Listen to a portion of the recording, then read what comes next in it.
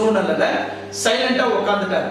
இதுவே ஒரு பெரிய பிரச்சனையா கர்நாடகாவில் இன்னைக்கு உருவெடுக்கப்பட்டிருக்கு சிவானா மேல. கர்நாடகாவில் இருக்கிற சோசியல் மீடியா ஆகட்டும், கர்நாடகா ரட்சணா வேதிக்கை ஆகட்டும், இல்ல கர்நாடகாவில் இருக்கக்கூடிய அதர் அமைப்பாளர்கள் ஆகட்டும், இவங்க எல்லாருமே என்ன சொல்ல வராங்கன்னா, சிவானா அந்த ப்ரோக்ராம்ல இருந்தாரு, கமலஹாசன் பேசின அந்த வார்த்தை தவறான ஒரு கருத்து அப்படின்னு இன்னும் இந்த செகண்ட் வரைக்கும் எங்க தெரிவிக்கப்படலை.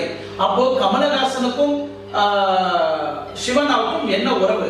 அவங்களோட உறவு அவங்களோட வீட்டோட வச்சுக்கிட்டோம், எங்களோட கர்நாடகா பவுண்டரிக்குள்ள வரக்கூடாது.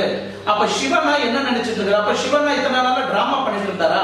கர்நாடகாவுக்காக தான் நம்ம உயிர் கொடுப்போம், கர்நாடகாவுக்காக தான் நாங்க எங்களோட வாழ்க்கை இருக்கு, நம்ம தண்ணியை தான் நான் குடிக்கிறேன், நம்ம சாப்பாடு தான் சாப்பிடுறேன், நீங்க போட்ட பிக்சரை தான் நான் வாழ்றேன் அப்படின்னு சொன்னதெல்லாம் பொய்யான ஒரு டைலாக்கா?